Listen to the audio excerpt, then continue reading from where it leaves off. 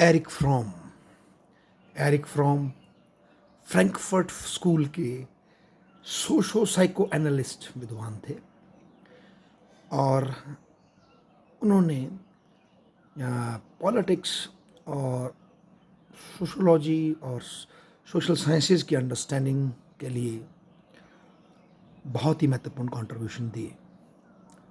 ये जो वीडियो मैं बना रहा हूँ इसमें मेरी एक छात्रा का बड़ा योगदान है, इंदु बालाजी। उसने मुझसे पता नहीं मैं नाम भी ठीक लिया कि गलत लिया, बार बार प्रश्न पूछा। उससे मैं ऐसे अवॉइड कर रहा था, पर मैंने अब पढ़ा तो मेरी आंखें खुल गई और मैं उस बच्ची का धन्यवाद करता हूँ। तो अब मैं चालू होता हूँ ना। तो Erich Fromm basically art of love या लविंग पर लिखता है, और देखा जाए तो इसका कोई हमारे पॉलिटिक्स से ज़्यादा संबंध नहीं है, पर वो लिखता है। वो बोलता है प्यार करना, प्यार कोई नाउन नहीं है। मेरा लव, वो लड़की मेरा लव, वो गाड़ी मेरा लव, वो लड़का मेरा लव, मेरा पापा मेरा लव, मेरी माँ मेरी लव। कोई व्यक्ति, कोई नाउन प्रेम नहीं है। प्रेम तो एक वर्ब है, करने की क्रिया है। जिसे प्रेम करने का चस्का लगता है वो हर एक आदमी से प्यार करेगा।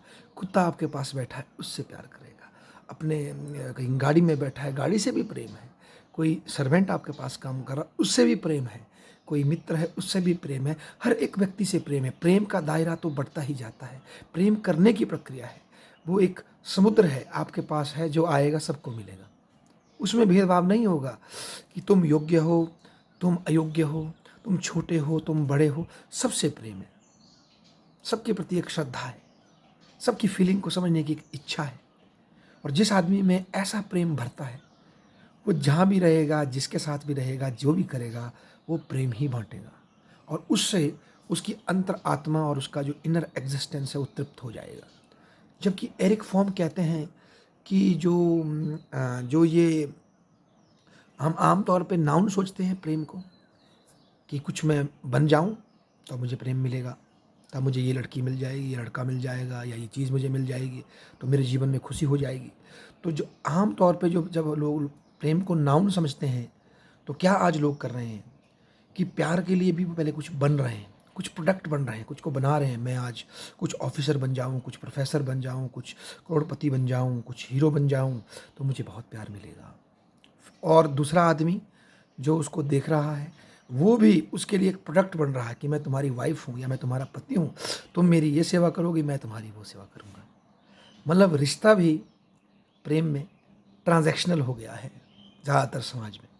ये बात कहते हैं एरिक फॉर्म। और ऐसे रिश्ते ज़्यादा दिन चलते नहीं, उनमें जल्दी ही आपके अंदर के चेहरे बाहर आ जाते हैं, और जब रियल सेल्फ दोनों की बाहर आती है तो कन्फ्लिक्ट खड़ा हो जाता है। ऐसा कहते हैं हमारे एरिक फ्रॉम।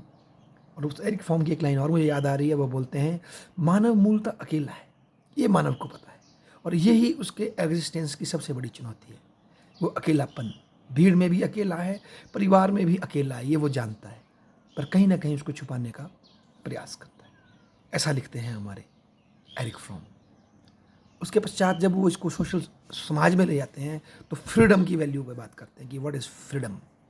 तो बोलते हैं मानव को दो ऑप्शन है मानव के पास, या तो वो क्रिएटिव हो जाए, समाज के कल्याण में लग जाए, अपने कोई आर्टिस्ट बन जाए, कोई समाज सेवी बन जाए, कोई भी आर्टिस्ट जो कि अपने अंदर के निखार चीज़ को बाहर लाता है और समाज को उसको सब सौंपता है। उसके उसे कुछ नहीं चाहिए, बस सौंपता है। उसका धर्म है ये, उसका कर्म है ये। जैसे सूरज का कर्म है खिलना, जैसे वायु का काम है हवा देना।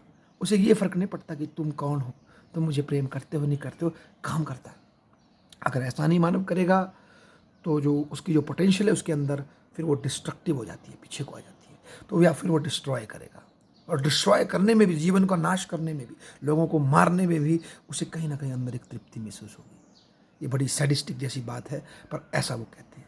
वो कहते हैं लोग दो तरह के होते हैं। उन्होंने एक शब्द यूज़ किया, सैडोमैसचिस्ट, सॉरी मेरे को पढ़ना नहीं आ रहा, सैडोमैसचिस्ट। मतलब इस कुछ बंदे इस तरह के होते हैं समाज में जो खुद तो राज कर नहीं सकते, खुद अपने को गवर्न कर नहीं सकते, तो हमेशा अपने से एक बड़े आदमी को ढूंढते हैं, पावर फिगर को ढूंढते हैं और उसकी चमचागिरी करते हैं। जब उसके साथ जुड़ जाते हैं फिर दूसरे बंदों को गिरा देते हैं और उनको झरकाते हैं और उनको परेशान करके उनके मन में बड़ी तृप्ति आती है। ऐसे हो जाते हैं लोग। तो दो मार्ग हैं, एक या तो आप अपनी शक्तियों को निखारो और समाज के लिए दिए बन जाओ और अपनी अपनी क्रिएटिविटी से जुड़ जाओ। दूसरा मार्ग है पीछे हट करके डिस्ट्रक्शन करो। दो ही मार्ग मिलेंगे व्यक्तियों को, और कोई मार्ग नहीं मिलता, ऐसा एरिक फ्रॉम कहते हैं, नहीं तो आदमी की पर्सनालिटी लटक जाती है। और उन्होंने बेसिकली उस बंदे ने जब जब जर्मनी में ये आया, नाजीवाद आया, तो उस टाइम के लोगों की साइकोलॉजी को स्टडी करने के लिए उनके इंटरव्यूज़ लिए। तो उन्होंने ये कहा, ऐसा नहीं था कि जर्मनी के सारे लोग ही सैडिस्टिक थे, सारे लोग ही पागल थे, इसलिए उन्होंने हिटलर को चुन लिया। ऐसा समझना असल में दोबारा से हिटलर को इनविटेशन देना और उसकी क्योर ना जानने के कारण है। सबसे ज़रूरी समझना ये है, जो उन्होंने पाया कि बेसिकली समाज में कुछ लोग होते हैं जो अथॉरिटेरियनिज्म को पसंद करते हैं, कुछ लोग डेमोक्रेटिक होते हैं, और मैक्सिमम लोग ठस प्रवृत्ति के होते हैं कि कुछ भी हो हम खुश हैं। तो जब जर्मनी में शुरू में डेमोक्रेटिक लोग ज़्यादा थे, 15% थे ऐसा वो कहते हैं, और अथॉरिटेरियन 10% थे। जब वाइमर रिपब्लिक और जब ये इसके बाद ये हिटलर के जो वर्साई की संधि और इस तरह की जो इनसिक्योरिटी जर्मनी पर थोपी गई, तो उसका प्रयोग उन अथॉरिटेरियन लोगों ने हिटलर की अध्यक्षता में या इस नाजी पार्टी की अध्यक्षता में लोगों को उनकी जो एकाकीपन है, उनकी जो इनसिक्योरिटी है, उसको फेल करवा करके उन्हें अपने से एक बड़ी आइडेंटिटी जो मानव सदैव तलाश करता है, क्योंकि वो अकेला है फिजिकल एग्जिस्टेंस पे, मेंटल एग्जिस्टेंस पे, तो उससे जोड़ने का प्रयास किया। वो था जर्मन राष्ट्रवाद, वो था जर्मन की महानता। और लोगों ने ये टेंशन लेने के बजाय कि मैं रैशनली खजल हो जाऊं, मैं रैशनली दुखी हो जाऊं, उस अपनी सारी टेंशन्स को अपने महा लीडर पे छोड़ दिया। ये तू देख, तू जो बोलेगा, हम मशीन के रूप में तेरे को फॉलो करेंगे, जो आप कहेंगे।